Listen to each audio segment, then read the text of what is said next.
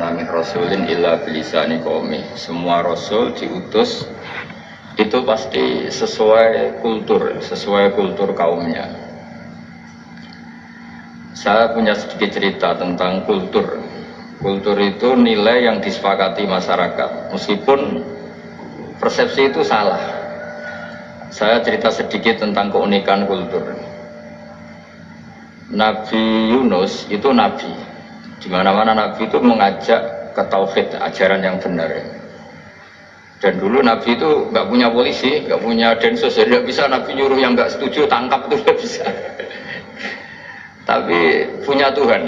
Jadi kalau yang tidak percaya dakwahnya itu ancamannya adab. Dulu itu nggak ada polisi, nggak ada pengadilan, sehingga kalau ada kesalahan itu ancamannya itu akan turun apa? Adab, siksa. Sekarang kan kalau kita jadi pemimpin kan agak enak itu, punya keamanan, punya macam-macam lah. Singkat cerita, sudah dakwah sekian tahun itu umatnya agak percaya kalau beliau seorang nabi, bahwa ajaran tauhid itu benar. Akhirnya cerita ini terkenal sekali, mungkin beberapa terputus ya, tapi terputus cerita ini saya ceritakan secara lengkap. Terus beliau cerita, ini waktu sudah lama saya dakwah, sudah lama saya sosialisasi itu tentang kebenaran, Anda tetap nggak iman ini 3 hari lagi pasti ada adab. 3 hari ada adab itu delalah masyarakatnya tuh kepikiran, jangan-jangan iya gitu. Nah, ketika jangan-jangan iya itu diintip, rumahnya Nabi Yunus itu diintip, ya agak aneh. Diintip adalah orangnya nggak ada itu. Kalau Quran bahasakan abaqo itu minggat itu pergi nggak pamit ya. Itu bahasanya abaqo itu minggat, meskipun kita tidak mungkin membahasakan Nabi itu minggat, tapi dibahasakan tindakan kan tidak mungkin karena nggak pamit itu. Jadi harus dibahasakan minggat itu. Quran sendiri bahasakan abaqo. Nah, cara berpikir masyarakat gini, kalau kampung ini mau dibalik sama Allah, mau ada adab, logikanya yang tahu akan ada adab itu pasti sudah pergi. Padahal Nabi Yunus pergi ini bukan karena takut adab, mangkel. Sengiai suwi gagal seminggat ya kan gitu. Jadi ada kiai minggat itu ada dalilnya, karena dulu itu kalau mangkel itu suami mangkel istri itu ya harus minggat, istri harus minggat. Dulu itu ya boleh, maksudnya boleh itu ya kalau darurat ya minggat sedikit lah, tidak apa-apa. Nah, Nabi Yunus itu minggat tadi abaqo itu kalau dalam bahasa Arab pergi nggak pamit ya. Kalau orang Jawa bilang minggat. Kalau itu sebetulnya saking mangkelnya, saking emosinya, beliau akhirnya meninggalkan kaumnya tanpa pamit. Tapi kaumnya itu menjadi tahu bahwa ini serius Yunus, buktinya dia agak berani di kampung, berarti mau ada adab betul itu. Dan efek positif dari teori itu, teori kultur tadi, kalau ada adab pasti dia pertama yang lari, kayak dukun itu. Kenapa kita tidak percaya dukun nomor itu? Itu kan paling yang minta nomor dulu ada SDSB itu, forecast itu kan paling salam template-nya kan 100.000, padahal dulu forecast itu berapa? Kalau menang kan miliaran ya, juta. Itu untuk kultur kita agak percaya dukun kan, ngapain ngumpulin uang 100.000, kalau dia tahu nomornya kan mendingan tombok sendiri. Itu kan. Jadi orang itu mesti punya teori umum untuk membenarkan sesuatu atau membohongkan itu. Akhirnya umatnya Nabi Yunus itu iman. Iman itu artinya percaya kalau ini tidak main-main. Buktinya Nabi Yunus gak berani di situ. Akhirnya mereka tobat. Saat itu juga mereka wiridan di lapangan, terus semua kesalahannya diselesaikan. Sampai ada rumah yang sudah dibangun permanen karena di tanah tetangga, dirobohkan saat itu juga. Bahkan ada batu yang dulu nyuri, 1-2 batu yang dulu hasil nyuri, saat itu juga dirobohkan, dikembalikan sama pemilik. Hari itu semua kedoliman diselesaikan. Ini penting saya utarakan, jadi tobat itu tidak hanya istighfar. Kalau istighfar ribet, tobatnya orang punya utang terus istighfar gitu kan ribet. Ya kan ribet itu. Ada punya utang terus minta maaf itu kan ribet itu kan, harus diselesaikan itu. Tobat diterima sama Allah. batas akhir finish dari harusnya ada adab, misalnya Senin, Selasa, Rabu, harusnya Rabu itu sudah kena adab, ternyata Rabu itu tidak kena adab. Nabi Yunus sebetulnya juga penasaran kampungnya itu kena adab tidak, dilihat dari jauh ternyata tidak, tambah kecewa dia gitu. Wah ini saya kalau pulang pasti dibunuh karena saya dianggap pembohong. Di masyarakat situ ada aturan siapa yang bohong dibunuh. Padahal Nabi Yunus ngumumkan nanti Rebu ada azab. Kira-kira gitu. Ternyata Rebu itu tidak ada azab. Makanya dia sudah di batas kampung kembali minggat lagi. Karena nanti pulang pasti dibunuh karena dia dianggap bohong. Ya akhirnya masyhur itu. Terus dia ikut nelayan sekenanya. Yang penting lari dari kampung. Ikut nelayan sekenanya. Zaman itu, ini saya ulang lagi zaman itu. Nanti ini efeknya nanti ke tauhid. Zaman itu para nelayan itu kayak sepakat. Kalau ada kapal atau perahu kok mau tenggelam, itu pasti ada yang minggat. Hanya minggat itu pergi tidak terhormat itu. Terus fasaha mafakana minal mudhadin. Nah dulu tuh orang sudah punya peradaban. Ini cerita kultur, sudah punya peradaban. Ya peradaban. Ya sekarang gini, kalau nyemplungkan salah satu kan tidak adil diundi. Ternyata yang keluar dia Nabi Yunus. Terus mereka tahu ini orang nggak pantas dikorbankan. Dan Nabi di mana-mana itu ganteng. Memang Allah itu punya sunnah itu unik. Nabi itu harus paling ganteng di kampungnya. Nasabnya juga harus paling baik. Kabar-kabarnya juga istrinya harus paling cantik. Itu memang aturannya gitu. Nggak tahu saya. Dulu saya juga janggal. Kenapa Nabi aturannya harus gitu? Tak angen-angen di pemimpin elek izin itu. Maksudnya misalnya pemimpin dia pesak keriting itu kan piye gitu rasanya. Jadi Nabi itu pasti itu paling ganteng di kampungnya. Terus dari nasab ya terbaik. Terus rata-rata istrinya itu ya selain solihah itu ya paling cantik. Karena ya dibully kan, sopar tidak jadi nabi, jenelak kan ya ribet kalau misalnya ada yang bully gitu kan juga ribet. Singkat cerita terus dia akhirnya ditenggelamkan, dibuang karena beliau seorang nabi, faltaqamahul khut, beliau ditelan ya. Iltiqam itu tidak digigit, ditelan ya. Karena ditelan beliau tidak ngalami dikunyah, ditelan, iltiqam itu ditelan. Karena beliau seorang nabi di dalam batnil khut itu di perut itu dia wiridan, dan barokahnya wiridan itu perut ikan ini menjadi masjid. Dia nyaman di situ, nyaman karena terus ngalami karomah lah. Andikan wali itu ngalamin karomah. Nah kesimpulan dari cerita ini itu apa? Masyarakat itu akan selalu dengan kulturnya sendiri. Para nabi juga punya kultur sendiri, dan Allah yang ngelola itu semua. Saya ulang lagi, Allah yang ngelola itu semua. Makanya terus dua kultur ini kalau Allah menghendaki itu gampang sekali. Akhirnya yang terjadi apa? Nabi Yunus jadi kasih sanksi Allah karena pergi tidak pamit. Masyarakatnya justru enggak, karena tobat.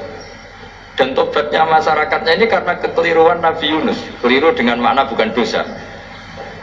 Andai kan Nabi Yunus saat itu kok di rumah ingin menyaksikan adab, itu masyarakat mesti gak percaya akan ada adab. Mau ada adab kok dia di rumah gitu.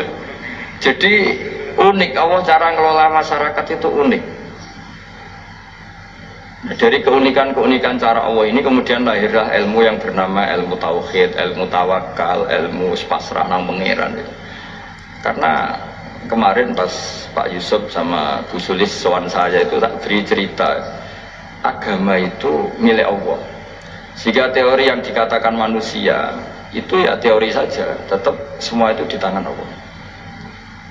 Ya saya saat itu cerita, misalnya saya ditanya, ini besi, materi besi dengan kaca itu kuat mana? Mesti kita menjawab kuat besi. Tapi saya yang mengendalikan besi dan kaca. Ternyata saya punya merencanakan menghasilkan besi, menetapkan kaca ini tak simpan, akhirnya puluhan tahun. Yang ini saya rencanakan, saya hancurkan itu. Andai kan si yang menjawab tadi tahu rencana saya, mesti kuat bilang kuat kaca gitu. Makanya contoh paling gampang tadi, dinosaurus itu hewan paling kuat, malah musnah itu. Pitik yang nggak kuat sampai sekarang gitu. Karena Allah bikin dinosaurus itu punya rencana hancurkan itu. Sementara ayam enggak, gue rame-rame dunia gitu. Sehingga ya sudah. Nah, agama itu seperti itu. Agama itu sesuai rencana Tuhan. Sehingga ini cerita Nabi. Sehingga Nabi itu kadang nggak tahu bedanya antara sesuatu yang punya data, punya perangkat-perangkat untuk menuju A misalnya. Itu nggak tahu bedanya. Jadi kalau Nabi ditanya misalnya gini, unta itu lahir dari betinanya, dari indukannya bisa? Ya bisa.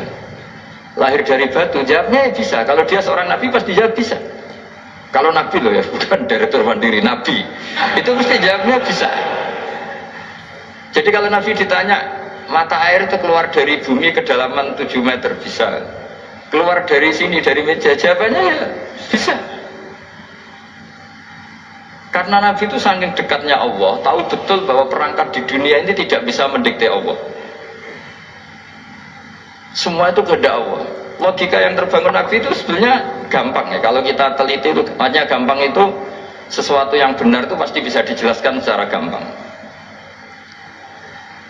Nah ini ngaji tauhid biar tidak terlalu berteori terus. Karena kalau saya cerita uang pinter jenengan.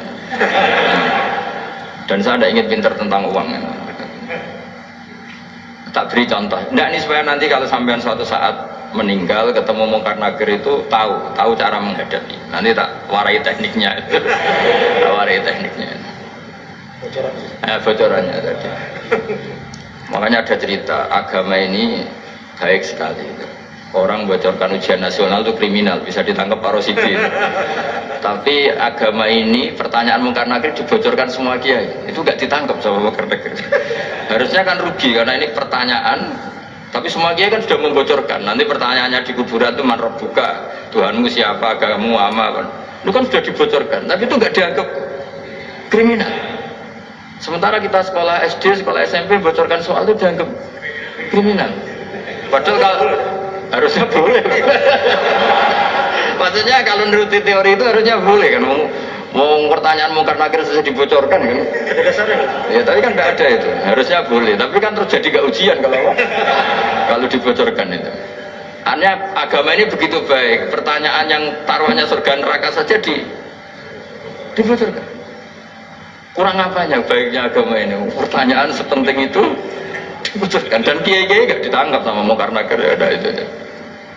Saya ulang lagi ya, supaya kita ingat fitrah salimah. Soal Anda modern monggo lah, tapi saya sebagai kiai akan ngajari kalian tentang fitrah salimah. Jadi kalau kamu itu benar-benar beragama, ini misalnya kertas, ini lempengan baja.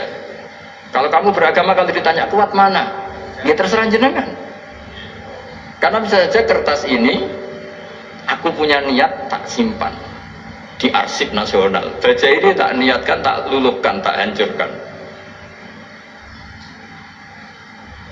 Sehingga kalau kita ngomong ya secara materi ya harus ditambah ya, secara materi kuat baja ya Allah.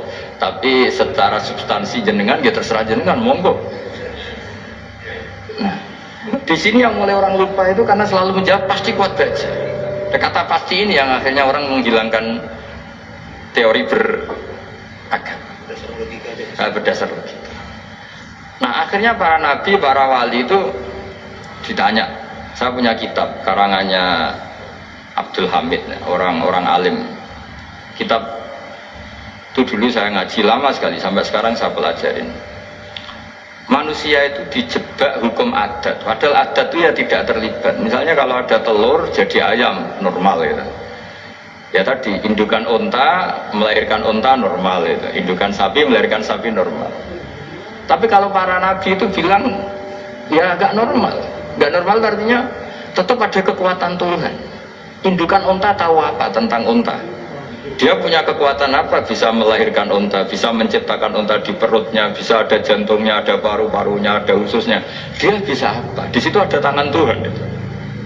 Karena para nabi cara berpikir gitu, melihat tembok ya sama. Tembok sama indukan unta itu sama, sama-sama mungkin mengeluarkan unta. Sehingga ketika Nabi Soleh ditanya, bukti apa kekuasaan Tuhanmu? Apa bisa mengeluarkan unta dari batu besar ini?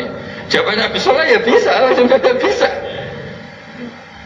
Dan mukjizatnya Nabi Soleh masyhur itu keluarlah unta dari batu. Karena secara teori ya tadi Coba unta indukan itu apa seorang profesor, apa seorang ilmuwan sehingga bisa menciptakan anaknya itu. Apa dia terlibat dalam menciptakan jantungnya, paru-parunya, ususnya? Kan enggak juga. Telur bisa apa coba? Gobloknya bukan main telur itu kan. Tapi bisa mengeluarkan ayam, dia bisa apa? Nah, para nabi, para wali itu tahu semuanya itu kekuasaannya Allah. Nah, kalau karena kekuasaan Allah, bedanya apa dengan tembok? Makanya Nabi Muhammad ketika di padang pasir, semua sahabat bingung, nggak ada air, ya Nabi santai aja. Ini gimana Nabi gak ada air, nanti orang mati kehausan. Nabi ya santai aja. Kamu ingin air katanya, iya. Terus Nabi nunjuk apa itu ya sudah, terus ada air. Ada yang keluar dari jemarinya, ada karena Nabi itu nggak tahu bedanya antara ini mungkin dan tidak mungkin, itu nggak tahunya itu ya semuanya itu Allah. Kalau kamu kan nggak, wah daerah gini nggak mungkin ada air. Ini kan padang pasir. Air itu biasanya di daerah hutan gini malah berteori macam-macam. Seakan-akan tidak ada Tuhan. Jadi kalau orang nggak bakat wali pasti berpikirnya gitu. Makanya nggak wali-wali itu memang nggak bakat karena itu kan artinya menafikan kekuasaannya Allah kan. Seakan-akan Allah tidak mampu bikin air di situ. Tapi kalau Nabi santai aja. Makanya Nabi Ibrahim ketika mau dibakar ya santai aja. Menurut beliau api bisa apa? Jadi itu meskipun hukum adat itu ya selalu berjalan. Normalnya api yang membakar di padang pasir, normalnya ya nggak ada air, normalnya batu ya nggak mengeluarkan onta. Tapi kamu jangan terjebak oleh keseharian yang Anda lihat. Tetap di balik itu ada kekuasaannya Allah Subhanahu wa Ta'ala. Nah, ini yang namanya iman. Dengan iman seperti itu nanti ketika kita mati itu ya santai saja. Ketika kita hidup ya tidak tahu oksigen itu apa masuk ke tubuh kita sistemnya kayak apa, jantung kita kita udah ikut bikin, paru-paru kita. Artinya zaman kita hidup pun sebenarnya kita tidak bisa ngelola kehidupan itu, tidak bisa. Nah kalau sama nggak bisa, nanti setelah mati juga tidak bisa. Ya sudah, ketika kita hidup yang ngelola juga Allah, ketika mati juga yang ngelola. Bedanya apa? Ini di sini terus kita dilatih inna sholati wa nusuki wa mahyaya wa mamati lillahi rabbil alamin. Tapi kenapa kita ragu terhadap kehidupan setelah kematian? Karena ketika kita hidup seakan-akan kita tahu cara hidup. Makanya Allah itu tersinggung betul ketika ada orang merasa bisa ngelola cara hidupnya. Makanya kata Allah kalau gojlok orang-orang yang kepedean itu, kalau kamu top, jangan mati. Itu falaula in kuntum ghairu matin tarji'unaha in kuntum shadiqin. Kalau kamu merasa top itu jangan mati. Di mana-mana mati itu tidak top.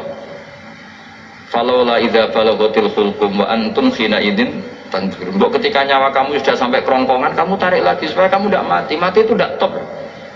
Katanya kamu top kok mati. Jangan mati. Kalau top itu jangan mati, jangan miskin, jangan tua, jangan jadi jelek. Pokoknya top terus gitu. Itu digosok sama Allah. Tapi orang itu lupa bahwa nah ketika sehat begini kita seakan-akan ngelola kehidupan. Nah gara-gara merasa ngelola seakan-akan kalau mati lalu saya gimana ya kalau mati? Di kuburan ngapain? Terus kantornya gimana? Kerjanya di mana? Ya udah usah begitu. Nah ini di sini pentingnya tauhid. Orang dilatih berpikir al-khalqul awal. Afa'ayina bil khalqil awal. Kalau dalam bahasa Yasin disebut qul yuhihal ladzi anshaha awwala marrah. Jadi agama itu orang dilatih membayangkan pertama hubungan kita dengan Allah. Misalnya manusia pertama itu siapa? Adam. Adam bisa berpikir, bisa berlogika, bisa jalan-jalan, bisa macam-macam. Tapi andaikan Anda jadi Nabi Adam, mesti melihat kekuasaannya Allah itu begitu nyata. Karena saya materinya dari tanah, ternyata saya bisa berpikir. Betapa kudrohnya Allah, kekuasaan Allah, tanah yang benda mati bisa berpikir. Sekarang jadi saya. Sehingga ketemu, kira-kira Nabi Adam kalau ketemu tanah itu ya, kalau mau maksiat, wah ini tanah ini pasti komplain. Nah di sini pentingnya beragama. Sehingga ketika Rasulullah ngendikan, jika kamu memperbanyak sholat, maka tanah-tanah ini bersaksi terhadap sholat kamu. Jika kamu maksiat, juga tanah-tanah ini menjadi saksi pemberat. Itu kamu tidak jagal sama sekali, karena manusia pertama yang bernama Adam yang bisa berpikir itu materinya dari tanah. Sehingga kita tidak janggal ketika tanah disetatuskan bisa bersaksi. Tapi setelah kamu berpikir tanah itu bisa dicangkul, bisa dijadikan berhala, dijadikan kendi, dijadikan macam, seakan-akan tanah itu ya benda yang tidak penting. Tapi Nabi itu beda dengan kalian. Nabi tahu betul tanah ini makhluk Allah yang bisa berpikir. Sehingga Nabi ya ngendikan kalau kamu sholat sunat atau beribadah sebaiknya jangan di tempat yang sama, biar yang menyaksikan kamu sholat itu banyak. Kita mungkin kan masa bumi bisa bersaksi, tapi andikan Anda Nabi Adam itu tidak akan janggal seperti itu, karena dia tahu materinya dari tanah dan ternyata jadi mata bisa melihat, jadi telinga bisa mendengar. Makanya Allah selalu mengingatkan, ingatlah al-khalqil awal, afayina bil khalqil awal. Karena khalqil awal ini yang menjadikan apa? Fitrah beragama yang baik. Sehingga ketika orang Yahudi bilang nggak mungkin Nabi Isa itu nggak anak zina, wong ibu kok tanpa bapak, anak kok hanya ada ibu tanpa bapak. Allah cara menjawab, inna masalah Isa indawoy kamasali ada. Jika kamu protes ada Isa karena tanpa bapak, ya protes dengan Nabi Adam, tanpa ibu tanpa bapak. Nah ini diingatkan al-khalqil awal. Makanya Yasin bilang, kul yuhyihalladzi anshaha awwalamar. Awal amarah itu kamu harus berpikir ketika hubungan kamu sendiri dengan Allah zaman sebelum ada semua. Jadi misalnya alam raya ini, bumi sebesar ini, masa suatu saat terus hilang, hancur, nggak berbekas. Ingat saja, bumi ini mulai dulu ya nggak ada. Diadakan oleh kekuatan besar yang super ada, yaitu Allah Subhanahu wa Ta'ala. Nah di sini kenapa faham-faham ateis itu hilang di dunia. Meskipun ada itu karena saking mungkin kurang peradaban. Makanya guru-guru kita mulai zaman Nabi Adam sampai sekarang itu cara berpikir sederhana. Bumi ini kadung ada. Di mana-mana sesuatu yang ada pasti disebabkan yang lebih ada. Kan nggak mungkin bumi yang ada kemudian penciptanya itu udah ada. Itu kan ngajak goblok bareng gitu kira-kira gitu. Masuk sesuatu yang ada disebabkan oleh sesuatu yang tiada.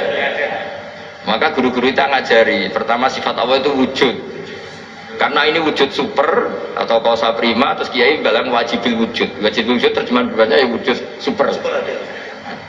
Karena wujudnya Allah itu yang mempengaruhi ya semua alam raya ini, dia harus di depan. Masa yang menciptakan di belakang?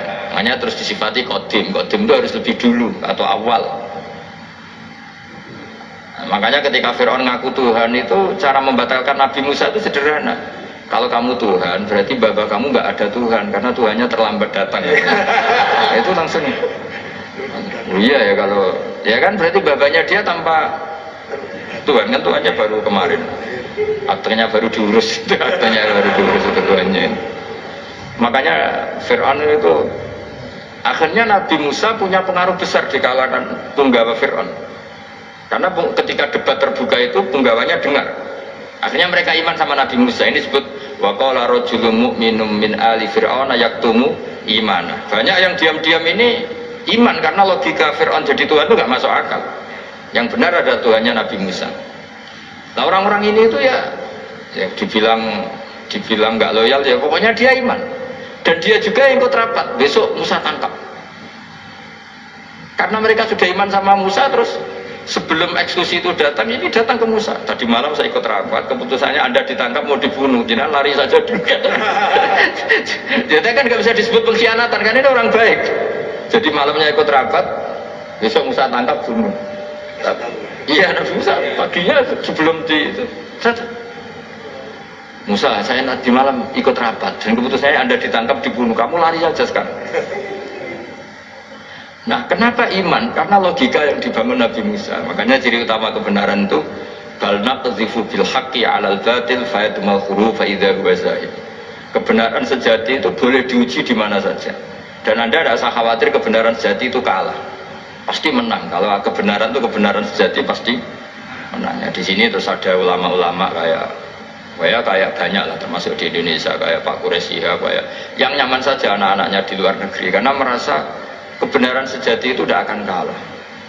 Sehingga ketika ada negara yang begitu maju, saya pernah ditanya sama orang yang kuliah di Inggris, di Swiss, Gus, saya ini kan orang Indonesia tapi pengagum negara Swiss, Swedia, negara di sana itu makmur, terus tertib.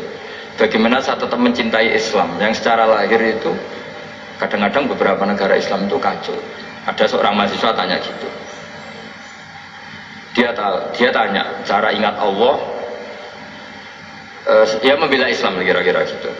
Terus berita, tak kasih tahu dia. Ketika Anda muji negara-negara itu makmur, sejahtera, itu sebetulnya tetap utang jasa terbesar itu sama Tuhan. Pejabat bisa apa ketika Allah misalnya nggak bikin air? Negara bisa apa misalnya ketika Allah itu nggak bikin oksigen? Tetap semua ketertiban itu karena kehendak Allah. Berarti utang jasa kamu di negara manapun tetap sama Allah, bukan pada yang lain. Bahwa ada hukum sosial manusia, oke lah, kedua, ketiga, dia harus terima. Hanya dia sadar. Nah, masalahnya kita ketika di negara yang makmur gitu, pikiran kita, oh presidennya hebat, menterinya hebat, tata sosialnya hebat. Oke, nggak apa-apa, muji manusia itu nggak apa-apa. Tapi tetap itu semua di bawah muji Allah Subhanahu wa Ta'ala. Ada air begini ciptaan Allah, ada oksigen sehat ciptaannya Allah. Sehingga muji pertama itu pada apa artinya kehebatan manusia ketika ada gempa besar, ada likuifaksi, ada macam-macam. Nah, maksud saya ngaji di sini, ingat Allah itu dengan cara seperti itu. Sehingga ketika kita hidup di negara manapun, ya utang jasa pertama pikiran kita sama Allah Subhanahu wa Ta'ala. Tapi kalau enggak, kamu terjebak hukum adat tadi. Di mana-mana ayam itu yang mengeluarkan telur, telur mengeluarkan ayam. Nggak bisa batu ini mengeluarkan ayam. Keliru kamu. Ketika ayam mengeluarkan telur, memangnya ayam itu bisa? Apa dia berpikir sekolah dulu gimana ya cara punya telur? Kan tidak juga. Tidak berkehendak juga. Apa ketika mata kamu bisa melihat terus kamu merencanakan gimana ya mata supaya bisa melihat? Ya tahu-tahu sudah melihat. Di sini disebut afa'ayina bil khalqil awal ansa'aha awalan wa marrah wa huwa alladhi yabda'ul khalqa tsumma yu'iduhu wa huwa ahwanu alaih. Allah selalu mengingatkan. Nah, iman yang baik itu iman yang seperti saya utarakan tadi. Kamu ingat kekuasaan Allah ketika belum ada apa-apa. Belum ada apa-apa ya Allah bikin manusia itu dari tanah, bikin ayam ya dari tanah, bikin sapi ya dari tanah. Bahkan semuanya dari ketiadaan. Nah, dengan iman seperti itu, nanti kalau kamu ngaji hadis, Nabi bisa mengeluarkan air dari apa? Dari jemarinya. Terus Nabi Ibrahim dibakar gak apa-apa. Nabi Soleh bisa mengeluarkan unta dari batu besar. Nabi Musa bisa menyibak laut hanya dengan tongkatnya. Itu semuanya kamu tidak jangka. Karena tadi ingat bahwa kekuasaan Allah itu tidak terbatas. Itu cara iman yang benar. Sehingga nanti ketika kita mati juga gitu. Ketika kita hidup ya tidak bisa ngatur jantung kita, paru-paru kita. Pasti sama lah, setelah kita mati juga tidak bisa ngatur. Yang hanya ngatur Allah Subhanahu wa Ta'ala. Hidup kita dalam kendali Allah, mati kita dalam kendali Allah. Ya sudah, terus kita mati ya nyaman saja. Saking nyamannya itu orang-orang soleh kalau mati itu jarang berdoa. Bukan karena apa-apa, kalau berdoa itu resikonya kan gini, mustajab dak ya, dikabulkan dak ya. Itu menjadikan setan punya peluang masuk, diganggu. Makanya ajarannya Nabi, mangkana akhiru kalami la ilaha illallah wa fi riwayatin Allah dakhala jannah. Jadi kalau mau mati bersaksi saja, sudah ini enggak saatnya berdoa, saatnya bersaksi. Makanya hanya disuruh bilang Allah, Allah, Allah. Dan supaya ini menjadi akhir kalimat. Sehingga nanti keren lah. Ketika ketemu Allah, apa akhir kalimat kamu yang kamu lafadzkan Allah, Allah. Jika di kitab-kitab diterangkan, ketika orang tua kamu mau mati sudah bilang Allah, jangan tanya catatan hutang di mana ya, tabungannya di mana ya, terakhir jawab mandiri terus mati lah. Gak boleh ditanya lagi. Sekali ditanya nanti akhir kalimatnya mandiri. Itu gak boleh. Jadi sekali sudah bilang Allah jangan ditanya lagi. Pak tabungannya di bank mana, gak boleh. Bahayanya sekali jawab mandiri terus mati berarti akhir kalimatnya itu ya. Makanya harus akhir. Jangan nanti statusnya itu mangkana akhiru kalami, memang akhir dari yang dikatakan itu kata Allah. Nah sebetulnya teks hadis itu la ilaha illallah. Ini pinternya Kiai Jawa. Lagi-lagi kembali ke kultur. Kiai Jawa itu kiai yang bisa modifikasi kultur. Sebetulnya kalimat hadis itu yang masyhur, itu yang populer itu la ilaha illallah. Tapi Kiai Jawa itu, dan itu ngikuti kitab-kitab Arab juga, kitab-kitab. La ilaha illallah itu resikonya tinggi karena di situ kan tiada Tuhan yang berhak disembah kecuali Allah. Ada kata la ilaha ini. Nah takutnya pas la ilaha sudah mati. Nah karena itu ada resiko la ilaha gak khatam, berarti tiada Tuhan. Nah, sehingga karena ini dianggap riskan, ya terus Kiai Jawa ngajari sudah agak usah kepanjangan ya sudah Allah. Jadi itu sudah agak rekayasa, agak istihad gitu. Maksudnya itu sebenarnya teks panduannya itu la ilaha illallah. Teks panduannya. Tapi kiai-kiai itu tentu yang paling tahu tentang kehendak Nabi karena nekuni ilmu itu lama sekali. Kita ngikuti cara-cara ditentukan para kiai. Karena tadi la ilaha illallah itu kan ada kalimat yang tadi ya, tiada Tuhan kan. Nah, kata tiada Tuhan ini yang dianggap riskan kalau nggak khatam. Daripada potensi itu kiai-kiai ya agak-agak improvisasi lah, itu memang ya sudahlah Allah. Nah, supaya itu menjadi akhir kalimat, ya saya ulang lagi menjadi apa? Akhir kalimat. Setelah itu kata kitab-kitab jangan tanya hal lain. Ya, sekali ditanya nanti dia akan melafatkan hal lain itu. Ya tadi misalnya tabungannya di mana gitu kan. Saja sini. Nah, yang ribet kalau wong kuno itu ning laci ning sorogan, berarti kalimat terakhirnya ya laci sorogan ya. Nah, sehingga terus itu pinternya guru-guru kita. Jadi saya ulang lagi ini yang terakhir saya pesen, latihlah iman seperti imannya para ulama, para aulia, syukur-syukur yang dekati imannya para nabi. Itu cara berpikir tuh al-khalqul awal. Afa'ayina fil khalqil awal. Qul yuhyihal ladzi ansaha. Nah, yang terakhir saya pernah ditanya, ya agak gojekan, agak guyon, tapi saya ditanya. Saya itu nggak bisa melihat, aneh orang Afrika itu. Kan misalnya ada Miss Afrika itu. Di sana itu orang paling cantik, malah kadang itu ada kriminal gitu, karena orang Afrika merkosa Miss Afrika. Itu kata orang Indonesia, dikakno aku ora doyan gitu. Itu kan. Itu lah ini kan secara syariat mungkin lelaki itu punya rasa dengan perempuan itu ya kalau berpakaian serono atau gimana secara teori. Tapi sebetulnya oke itu benar, tapi sebetulnya ada ansaha awala. Orang Indonesia itu didesain gak suka orang Afrika. Orang Afrika ya didesain gak suka orang Indonesia. Sehingga orang-orang Afrika kalau melihat orang Indonesia yang paling cantik mungkin ya iskal. Wong cempeh kayak gamping gitu kok cantik. Mungkin perasaannya cowok-cowok Afrika aja. Itu cantiknya di mana? Orang Indonesia kebalik kan. Kalau cowok-cowok Indonesia ngelihat Miss Afrika, cantiknya itu nanti. Kalau sampai ada pemerkosaan tuh apa ya? Nah itu menunjukkan Allah yang Maha Kuasa. Allah itu mendesain gennya orang sana. Beda dengan kita. Ya itu bukti bahwa Allah itu nggak bisa. Ya sudah semuanya itu Allah yang mendesain. Itu bukti bahwa manusia itu bisa apa di depan kan? Orang kayak Afrika kok disuruh bilang cantik, kita kan protes. Cantiknya sih di mana? Mungkin orang sana juga protes ke kita. Orang Jawa cempeh itu kok cantiknya deh. Itu orang-orang Indonesia kalau ngelihat bule cantik itu kan temukan janggal. Orang-orang Jogja, bule wayune nang ndi gitu. Kulitnya gitu kan ya sama mereka juga bilang kita mungkinnya seperti itu. Itu namanya didesain ansaha awal apa? Marah. Sudah memang desainnya seperti itu. Nah di sini supaya kita ingat. Nah, ingat bahwa hati juga gitu. Ketika kita cinta istri itu janggal betul kalau terjadi konflik. Tapi kalau sedang konflik itu janggal betul terjadi perdamaian. Nah, lagi mau muantel itu ya problem betul.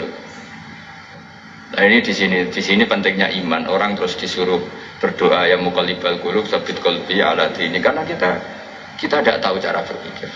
Ada perempuan cantik sering merengut, pecintanya ya banyak, dianggap pemikir serius. Tapi kalau baru gedeng namanya ya merengut, bukan pemikir. Orang senyum itu kita seneng gitu. Tapi kalau baru gak seneng, murahan ya guyu. Jadi manusia itu unik. Hanya sama, tapi cara nganalisis beda. Tinggal sedang seneng apa enggak. Lucu kan? Ada orang anteng di rumah, itu kalau lagi seneng ya, oh itu anteng gak banyak ngeluyur. Tapi baru gak seneng, seneng ngomong ya gue nganggur. Nah, itu kita tidak pernah tahu. Kita simpulkan apa itu udah